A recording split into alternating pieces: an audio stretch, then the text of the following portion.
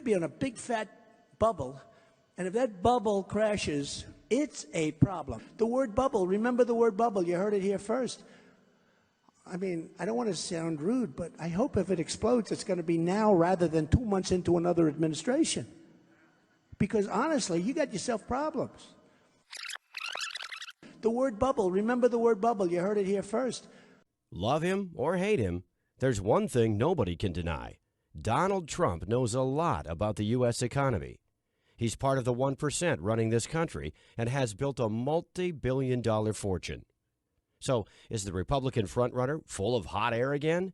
Or is this a slip of the tongue from somebody who knows more than he's willing to share with the rest of us? The answer to this question will shock even hardcore liberals. My name is Charles Hayek, and I'm a retired economics professor. Most of my life, I've studied macroeconomics and the cycles of boom and bust in the global economy. What I can promise you right now is if you give me just 10 minutes of your time, you will understand more about our economy than many Harvard graduates. In my research, I have uncovered a strange pattern that has been going on for the past 20 years. A bizarre economic cycle intimately linked to every U.S. election since then. Right now, I will show you the hard facts that led me to this conclusion in plain and simple English, so that by the end of this video, you can make your own choice and be better prepared for what's to come. But to understand how this bizarre pattern works, we need to take a short look back at 1999. When the ball drops on the year 2000, it will be a momentous event for the world and for the U.S. economy, which is closing in on its longest expansion ever. The decade has been marked by strong growth, the lowest unemployment in a generation, and yet remarkably little inflation. It seemed like a totally different America than the one we are living in today. The stock market was booming thanks to the internet companies, affectionately called the dot-coms. For many Americans, investing in the internet companies seemed like the quickest way to become rich. More and more people put their savings into the stock market, driving it higher and higher. They gambled their money on the hope that they could sell those stocks for 2 to 3 times their value. And everybody was praising the Clinton administration for creating the biggest economic growth in U.S. history. For a time, it worked. To many, it seemed like the party would never end. Even the chairman of the Federal Reserve, Alan Greenspan, said, "Technology is creating a new economy, one where the old rules no longer applied." The Fed was so confident that in February 2000, it began raising the interest rates to their highest level since 1995. At the same time, bad economic data started to come in. The previous holiday season that was supposed to bring big profits to internet-based companies was a major disappointment. And it was not just online shopping. Ordinary Americans bought less, and consumption was dropping. While the nation was preparing for the next election, the house of cards built around the stock market started to collapse. On the 12th of April, 2000, the NASDAQ dropped by 386 points. It was the largest drop ever recorded, and by the end of the next week, Wall Street had lost almost a quarter of its value. The long economic boom of the late 90s became a gigantic bust.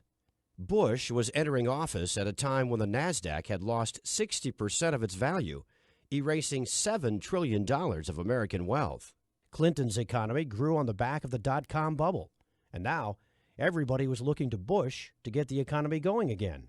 But before going any further, let's take a short step back and see what we can learn from this. An economic bubble grows around an asset that becomes very attractive to investors. In the 90s, this asset was the internet company stock. Greed attracts more and more people who gamble their money, hoping that prices will go up and they will sell for a profit later. When people are blinded by the bubble, they think that growth will never end. This delusion is fueled by the media, economic experts, and even the Fed. At this point, something very interesting happened. As the economy showed signs of slowing down, the Fed raised the interest rate. And, curiously, some months before the next U.S. election, the bubble bursts, creating massive economic pain. We now have a theory that we can put to the test. A bubble emerges and grows on low interest rates. Investors and speculators are down in, as the experts say. Everything is fine and growth will continue. The Fed raises interest rates in a time where the economy begins to slow down. And that specific time is right before the next presidential election. The bubble bursts, and the next president has to deal with the aftermath. If this sounds crazy to you right now, let's put the theory to the test. I do believe in the American dream. I believe there is such a thing as the American dream. Owning a home is a part of that dream. It just is. Right here in America, if you own your own home, you're realizing the American dream. The asset this time was houses. The Federal Reserve had cut interest rates from 6% in 2001 to 1% in 2003. Rock-bottom interest rates created a huge demand for mortgages, as they were cheaper to pay off. Everybody wanted a house, and that pushed prices up. You could get rich just by becoming a homeowner, as the price kept going up. Soon, even people who could not afford to make a down payment or could not provide proof of a steady income and collateral were given loans to purchase new homes. If these people defaulted on their payments, the bankers didn't care. They would be left with a house, an asset that was rising in price. These no down payment, no collateral mortgage loans, called subprime mortgages, were given to millions of low-income families. If one of the barriers to home ownership is the inability to make a down payment, and if one of the goals is to increase home ownership, it makes sense to help people pay that down payment. Now, the bankers had a brilliant idea. Bundle up the normal mortgages with the subprime ones and sell them to other banks, pension funds, hedge funds, and sovereign funds. Mortgage payments generated huge profits, and demand was high for this new type of speculative contract, now called collateralized debt obligations, or CDOs. This created the housing bubble. Ben, there's been a lot of talk about a housing bubble, particularly, from the Fed, from all sorts of different places. Can you give us your view as to whether or not there is a housing bubble out there? Well, unquestionably, housing prices are up quite a bit. I think it's important to note that fundamentals are also very strong. We've got a growing economy, jobs, incomes. We've got very low mortgage rates. The experts appeared all over mainstream news, assuring everyone that housing was not a bubble. Wealth has risen dramatically. The United States economy has never been in better shape.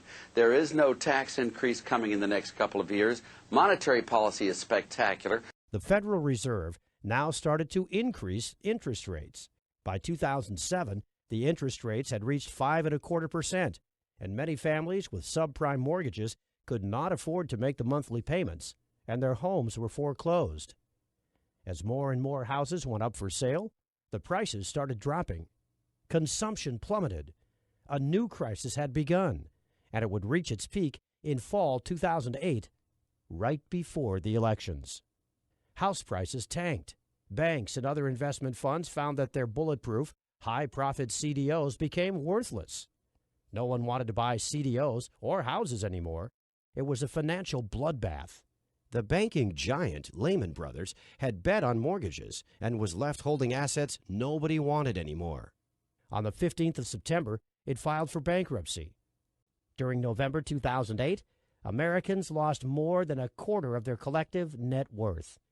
U.S. stocks were down by 45% from its 2007 high. Housing prices had dropped 20% from their 2006 peak. Total U.S. household wealth went down by $14 trillion. Through the banking giant Citicorp, Bank of America, J.P. Morgan, and Goldman Sachs, the big traders of CDOs, the crisis had spread to the world. And now, stocks and property values plummeted everywhere. The economy of the world entered a deep recession. All this happened as our nation was preparing to choose its 44th president. The housing bubble burst 2 months before the election. So how does our theory stand? We had a new housing and subprime mortgage bubble created by low interest rates. Many Americans thought housing was a secure investment. The banks gambled huge sums of money on CDOs. The experts, again, said everything was fine. The economy started to weaken in late 2007 as the Fed was increasing the interest rates. The bubble violently burst just as Americans were preparing to vote for the 44th president of the United States. Everything that happened in 2000 happened again in 2008. The bubble burst in the year of the elections. Only this time, it was bigger, and the damage was global and massive. The theory is proven correct again. There's an election coming this November. Will there be another economic crisis? Let's go through our checklist again. In December 2015, the Fed started to increase interest rates. For the past 5 years, the rate has been close to 0%. The economy is already showing signs of slowing down. Right now, the Bloomberg Commodity Index hit a 16-year low. The last time this happened was August 2008. Commodities represent all the goods being traded around the world. Everything from oil to coffee, sugar, steel, and copper. When their price slumps, it signals a slowdown in the world economy. Oil is reaching its 2008 low point. The last time the price of oil was this low, the global financial system was melting down. And this time, it will hit the U.S. economy much harder because of the shale miracle. CNBC's Jim Cramer is warning that many U.S. oil companies will become bankrupt if the price of oil remains this low. The price of copper, too, has plunged all the way down to $2. The last time it was this low was just before the stock market crash of 2008. Consumption is slowing down. U.S. imports of goods declined by 6.6% on a year-over-year basis. U.S. exports of goods declined by 10.4% on a year-over-year basis. 2015 was the worst year for holiday spending since 2008. U.S. manufacturing is contracting at the fastest pace that we have seen since the last recession. If just one or two of these indicators were flashing red, that would be bad enough. The fact that all of them seem to be saying the exact same thing tells us that big trouble is ahead. So, what are the experts saying? What do you see right now? Actually, the economy is fundamentally strong. Housing is booming. Technology is booming.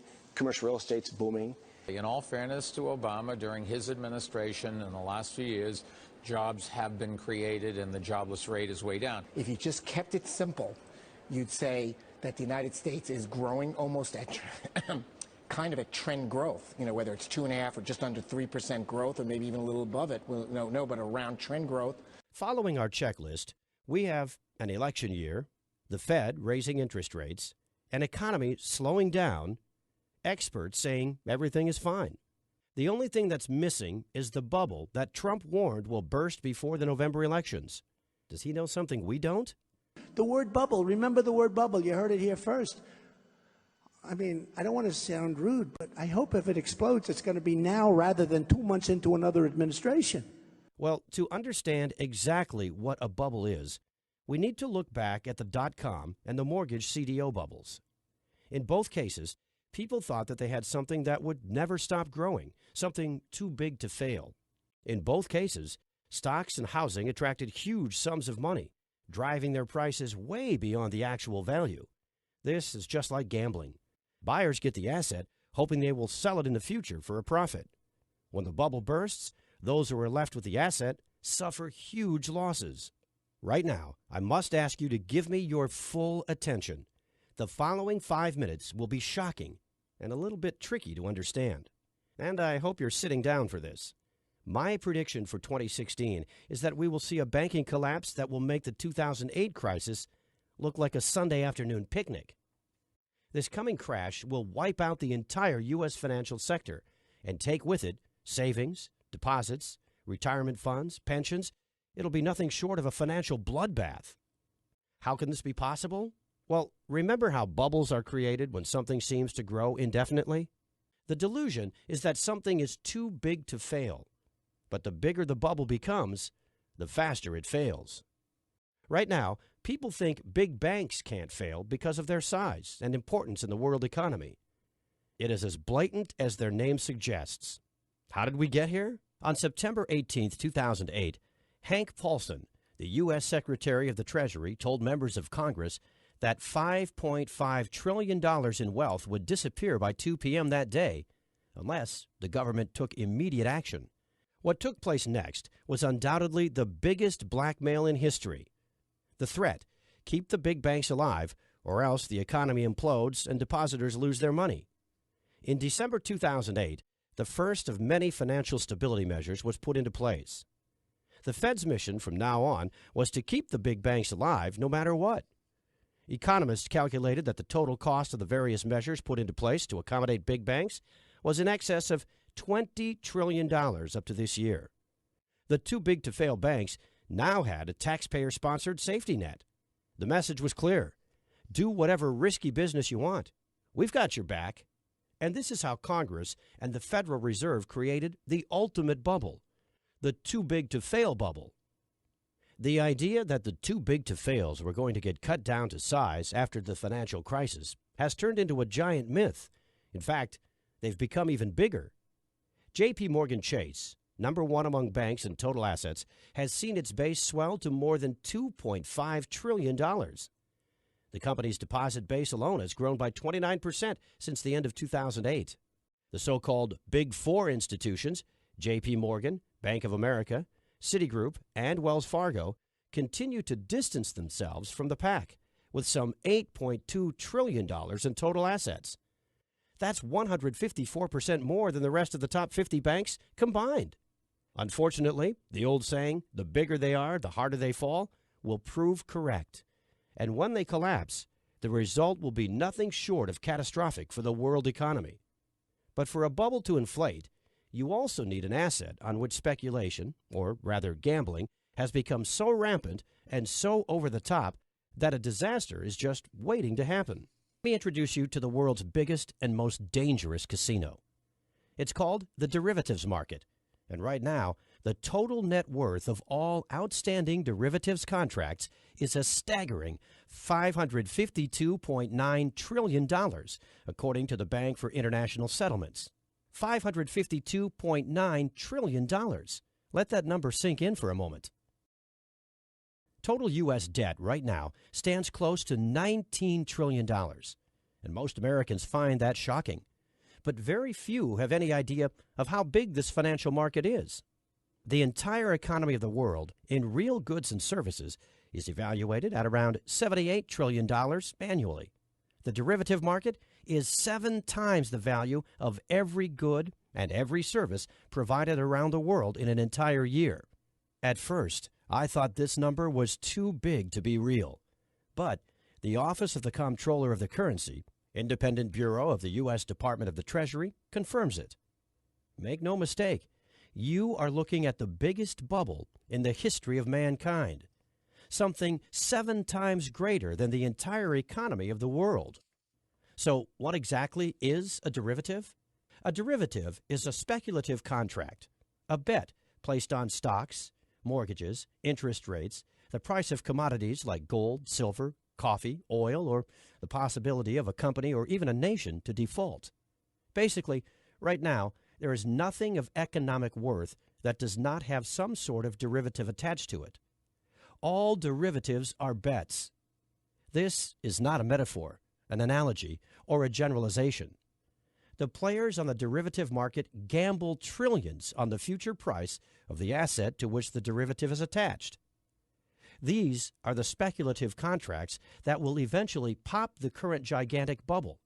Warren Buffett once referred to derivatives as financial weapons of mass destruction, and he was proven right. The CDOs that led to the crash of 2008 were derivatives, as they drew their value from interest payments on mortgages and housing prices. They were traded on this market just like all the other derivatives, and they were just a tiny part of the market. In 2008, there were about $500 billion worth of CDOs. That was only a very tiny fraction of the derivatives market, yet it was enough to almost collapse the economy of the world. Remember how I said that this is the world's largest casino? In a nutshell, the derivatives market, or more correctly put, the derivatives casino, is where big banks and other financial institutions place their bets on every aspect of the world economy. Yet with these bets, everybody loses. So how did this bubble inflate to more than $550 trillion? Say Jack controls the derivative department of one of the too-big-to-fail banks. He knows that the riskier the bet, the higher the profit he gets, and the bigger his bonus. And he thinks, just like everyone else, that if he loses, the Federal Reserve will bail him out just like in 2008. What do you think Jack would do? How much do you think Jack would bet on derivatives? Well, the Office of the Comptroller of the Currency has the exact numbers. Citigroup, total assets more than $1.8 trillion. Total exposure to derivatives, more than $53 trillion. J.P. Morgan Chase, total assets about $2.4 trillion. Total exposure to derivatives, more than $51 trillion. Goldman Sachs, total assets less than $1 trillion. Total exposure to derivatives, more than $51 trillion. Bank of America, total assets a little bit more than $2.1 trillion. Total exposure to derivatives, more than $45 trillion. Morgan Stanley, total assets less than $1 trillion. Total exposure to derivatives, more than $31 trillion. Overall, the biggest U.S. banks collectively have more than $247 trillion of exposure to derivatives contracts. This is an amount of money that is more than 13 times the size of the U.S. national debt. And it's a ticking time bomb that could set off financial Armageddon at any moment. This is gambling on the future of the world economy on an unprecedented scale. And just like every other bubble before it, the too-big-to-fail derivatives bubble will burst. The bubble to end all bubbles because of its sheer size. It's inflated to a size far greater than the dot-com bubble and the mortgage CDO bubble combined. This is the final piece of the puzzle. The Fed interest rate hike, the experts claiming everything is okay, the real economy slowing down, and the bubble that is inflated to an unsustainable size. If history repeats itself, 2016 will be the year big banks come crashing down, and the Fed and our government are totally powerless to stop them. Their safety net is made out of straws. It took extraordinary efforts to prop up the big banks in 2008. During Obama's presidency, the U.S. debt doubled, reaching almost $19 trillion. Yet the economy grew at a modest pace of 2% per year. Compare that to the doubling of the derivatives market, and you begin to realize the level of economic pain we are about to feel. This will make the Great Depression of the 30s and the Great Recession of 2008 feel like a picnic. So what would a crash look like? You need only to picture what happened in Greece to get an idea. The first thing that happened is that all the banks closed. The only way people could get their money out was with ATM withdrawals. And they were limited to 60 euros a day. That's about $63. Ask yourself this. If the banks close in the U.S., could you live with $63 per day? Immediately, huge lines formed in front of ATMs. People waited in the scorching heat for hours to get a tiny fraction of their savings and deposits out. 17% of the Greek population is currently unable to meet their daily needs for food. Approximately 30% are living below the poverty line. The official unemployment rate is 27%, 52% of under 25s. In Athens, Greece's capital, one of these is 53-year-old Athenian Vasilis Dimopoulos, who used to earn up to 3,000 euros per month until his employer folded in 2008. I sold my home in 2007, though the small profit I made is now gone. I was on the streets for 6 months, he said. Now, Dimopoulos lives in a Red Cross hostel selling Athens street paper, Shadia. Dionysia Michalidou, retiree. I have no insurance. I have no pension. I have nothing. Since the crisis, suicides have increased by roughly 50%. Emmy Christoulis, daughter of suicide victim. If one Greek was to take up a Kalashnikov, I would be the second. I find no other solution than that of a dignified exit before I begin searching through the garbage for my food. I believe that one day, because the younger generation has no future, they will take up arms and hang the traitors of the nation. Keep in mind that Greece received bailouts in 2015, and yet this is the situation there. Who will be able to bail out the world's largest economy? No one. The crisis brought by the collapse of the too-big-to-fail banks will be global, and it will dwarf anything the world has ever seen. Personally, I expect that everything that happened in Greece will happen in the U.S., but on a much greater scale, and the impacts will be far worse. I have studied economics for the past 35 years. I have seen it go through good times, and I have studied the bad ones. I went through the numbers over and over again, thinking this is not real, thinking I had made a mistake somewhere. But many other economic experts say the same thing. The same experts who warned us about the crisis coming in 2008 are all sounding the alarm bells. Peter Schiff, Gerald Celente, Mark Faber, and many others are predicting a disaster for 2016. To be completely honest with you, I'm afraid for my future and the future of my family. I knew I had to do something to prepare for the worst economic crisis in our lifetime. But where to start and what to do?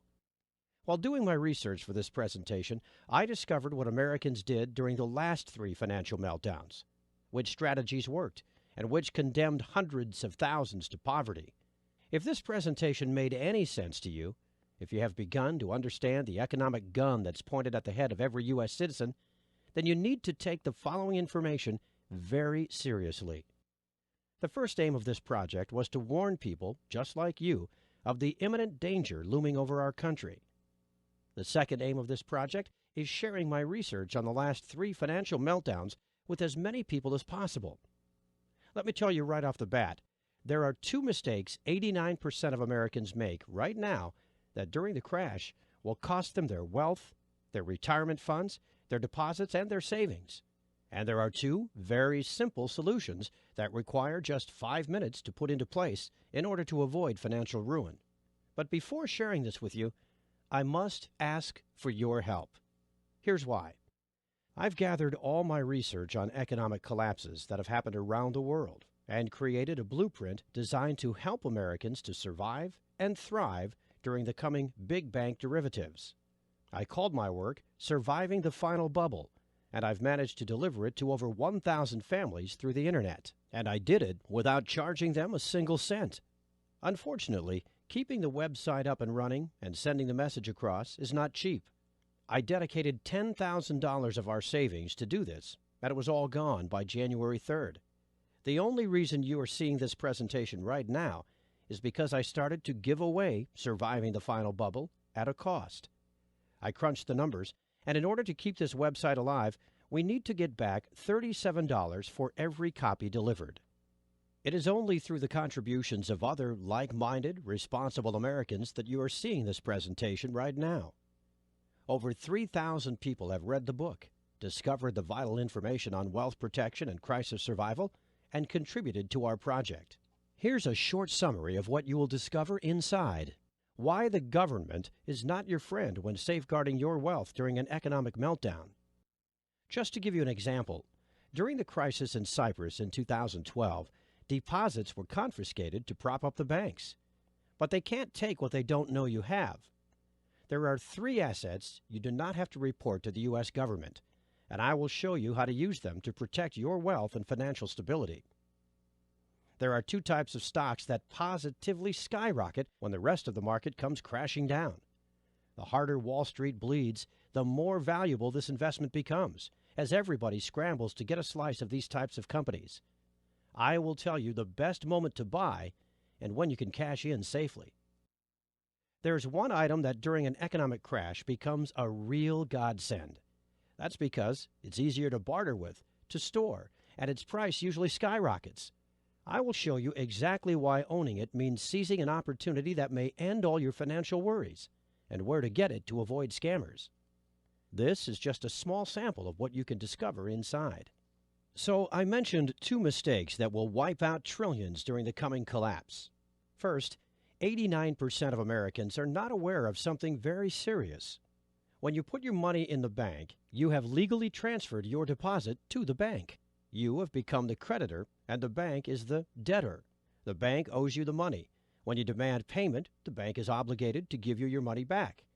However, if the bank becomes insolvent prior to you taking your money out of the bank, they will not have to give you your money back. All of your money will simply vanish. Secondly, if you own stocks, sell them. Get out of the stock market. Stocks are the absolute worst place to keep your money if an economic crash happens. Your money will be wiped out in the blink of an eye. We've seen this happen in 1929, 2000, and 2008. The stock market crash has already started, and it will only accelerate as the election draws near. This information is designed to help you thrive during the big bank derivatives collapse, if it does not spin completely out of control. Up to this point, we have only talked about wealth protection, but it might not be enough.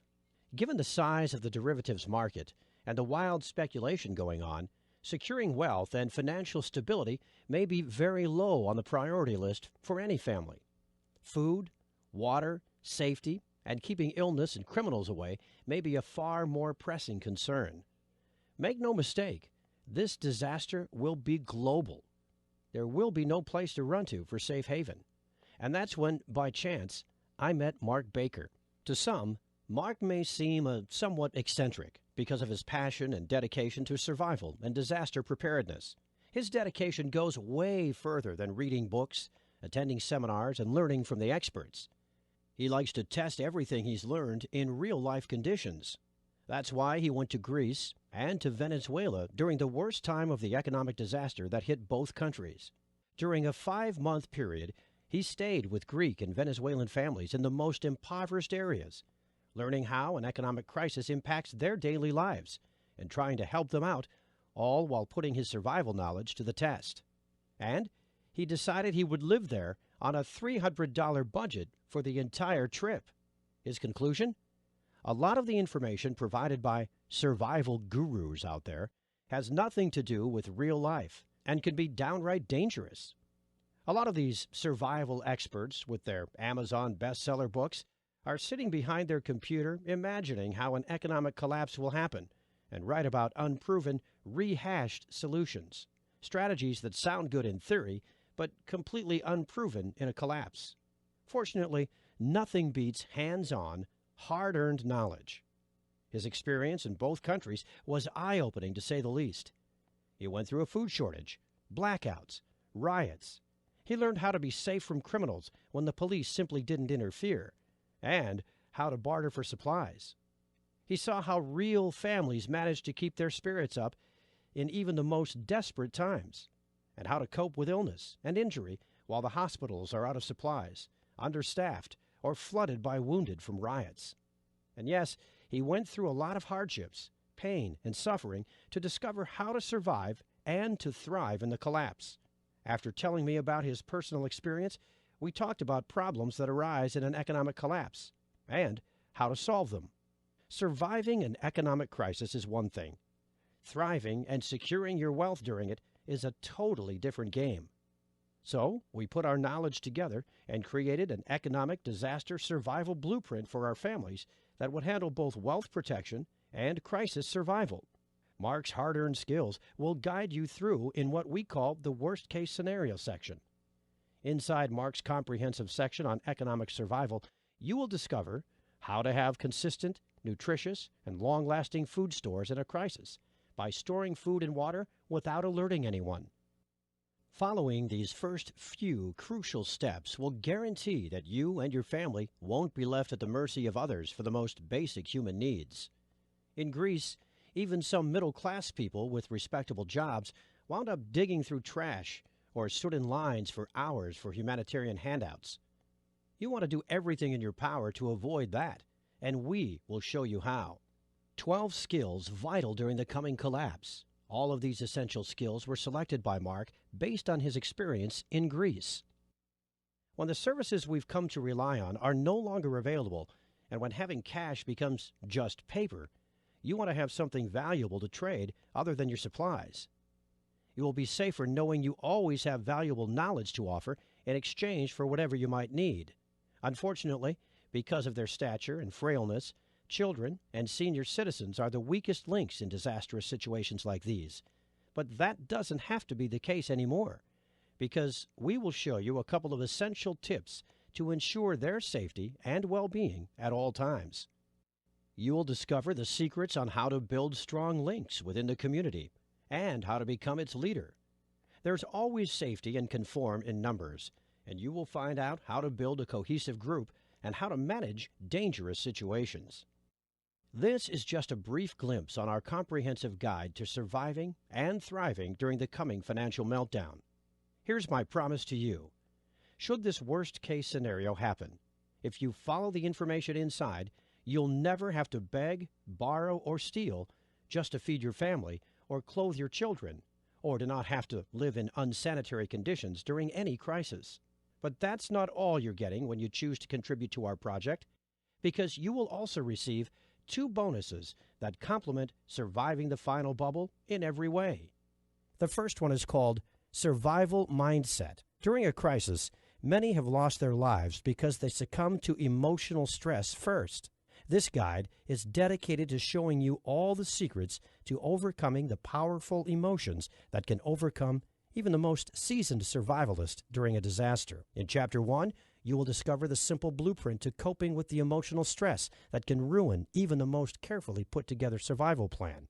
You will learn the simple remedies for the most crippling emotional states: isolation, anxiety and hopelessness, and many others. This knowledge will keep you and every member of your group confident, disciplined, and steadfast, and will maximize your chances of survival. How to keep morale up, and how to maintain a positive attitude. Using this information, you will easily become a true leader of the community. The second focuses on hygiene and sanitary conditions during the shortages that come with any disaster. Secrets to Sanitization After SHTF is designed to show you how to be safe from disease by using survival techniques to dispose of potentially harmful waste and garbage, how to efficiently use limited hygiene supplies to maximize their effectiveness. You will also discover how to prioritize hygiene needs during a disaster. Valuable resources must always be kept for high-priority sanitization needs and not squandered on petty ones. These bonuses are available absolutely free with your copy of Surviving the Final Bubble, and support this website today. But we want to go even further than that. Just say maybe to the Surviving the Final Bubble program click and the Get Instant Access button. Fill out your information on the Secured Payment Processor page and go through the program and the bonuses for a full 60-day trial. And if you have any reason for being unhappy with your investment, you will get a refund in as little as 48 hours, no questions asked. It's as simple as that, and you risk nothing. It will be hard to find a better proposition than this. Frankly, the way things are going, I would be surprised if the first major shocks to the economic system don't happen by the end of your trial period. When the unthinkable happens, roles in society are reversed.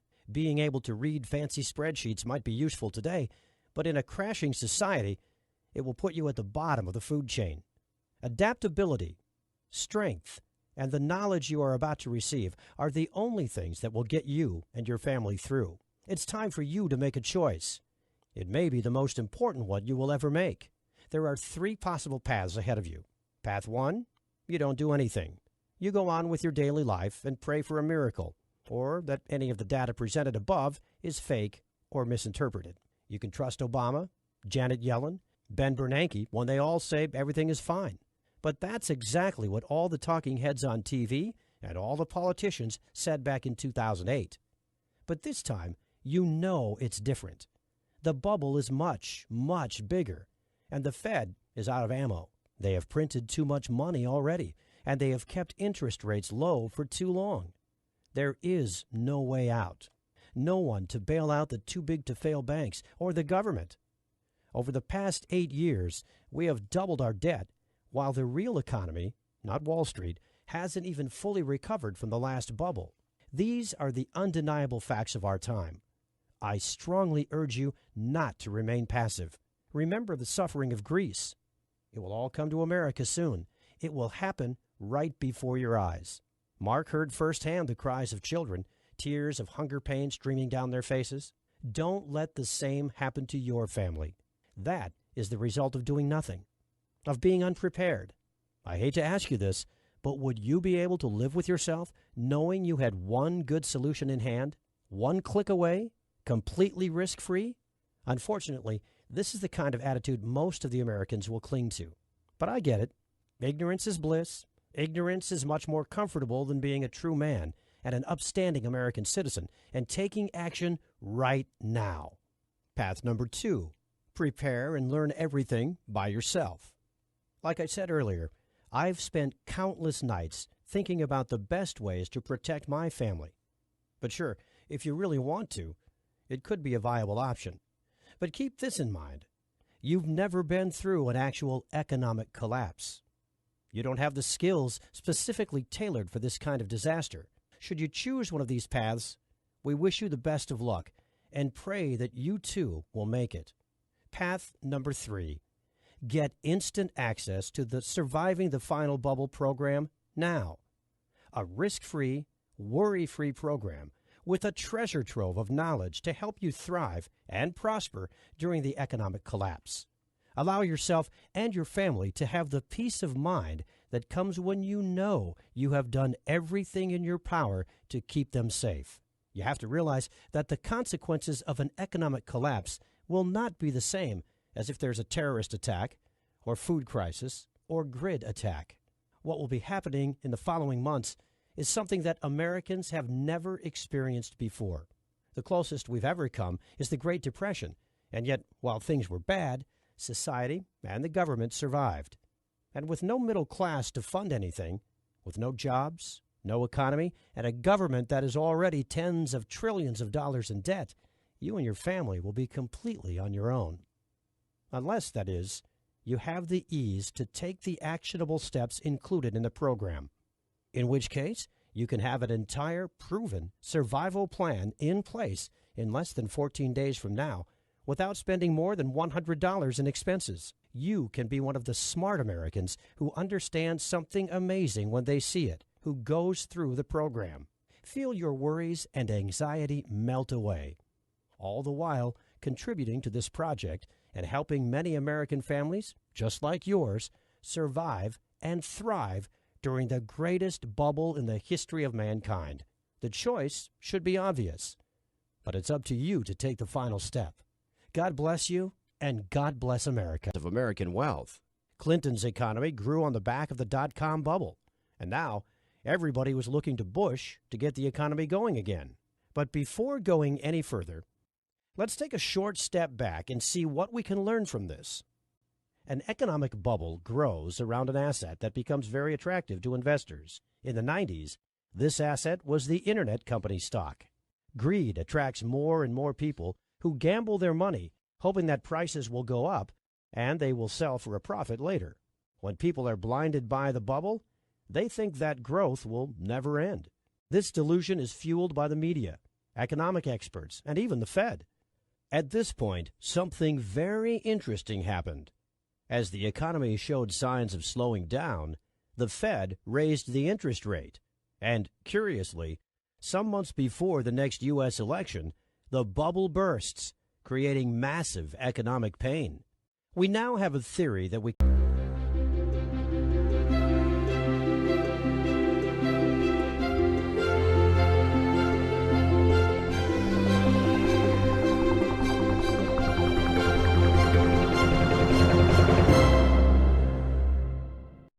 could be on a big fat bubble, and if that bubble crashes, it's a problem. The word bubble, remember the word bubble, you heard it here first. I mean, I don't want to sound rude, but I hope if it explodes, it's going to be now rather than 2 months into another administration. Because honestly, you got yourself problems. The word bubble, remember the word bubble, you heard it here first. Love him or hate him, there's one thing nobody can deny. Donald Trump knows a lot about the U.S. economy. He's part of the 1% running this country and has built a multi-billion-dollar fortune. So, is the Republican frontrunner full of hot air again? Or is this a slip of the tongue from somebody who knows more than he's willing to share with the rest of us? The answer to this question will shock even hardcore liberals. My name is Charles Hayek, and I'm a retired economics professor. Most of my life, I've studied macroeconomics and the cycles of boom and bust in the global economy. What I can promise you right now is if you give me just 10 minutes of your time, you will understand more about our economy than many Harvard graduates. In my research, I have uncovered a strange pattern that has been going on for the past 20 years. A bizarre economic cycle intimately linked to every U.S. election since then. Right now, I will show you the hard facts that led me to this conclusion in plain and simple English. so that by the end of this video, you can make your own choice and be better prepared for what's to come. But to understand how this bizarre pattern works, we need to take a short look back at 1999. When the bull drops, the Fed was so confident that in February 2000, it began raising the interest rates to their highest level since 1995. At the same time, bad economic data started to come in. The previous holiday season that was supposed to bring big profits to internet-based companies was a major disappointment. And it was not just online shopping. Ordinary Americans bought less and consumption was dropping. While the nation was preparing for the next election, the house of cards built around the stock market started to collapse. On the 12th of April, 2000, the NASDAQ dropped by 386 points. It was the largest drop ever recorded, and by the end of the next week, Wall Street had lost almost a quarter of its value. The long economic boom of the late 90s became a gigantic bust. Bush was entering office at a time when the NASDAQ had lost 60% of its value, erasing $7 trillion. In the year 2000, it will be a momentous event for the world and for the U.S. economy, which is closing in on its longest expansion ever. The decade has been marked by strong growth, the lowest unemployment in a generation, and yet remarkably little inflation. It seemed like a totally different America than the one we are living in today. The stock market was booming thanks to the internet companies, affectionately called the dot-coms. For many Americans, investing in the internet companies seemed like the quickest way to become rich. More and more people put their savings into the stock market, driving it higher and higher. They gambled their money on the hope that they could sell those stocks for 2 to 3 times their value. And everybody was praising the Clinton administration for creating the biggest economic growth in U.S. history. For a time, it worked. To many, it seemed like the party would never end. Even the chairman of the Federal Reserve, Alan Greenspan, said, "Technology is creating a new economy, one where the old rules no longer apply."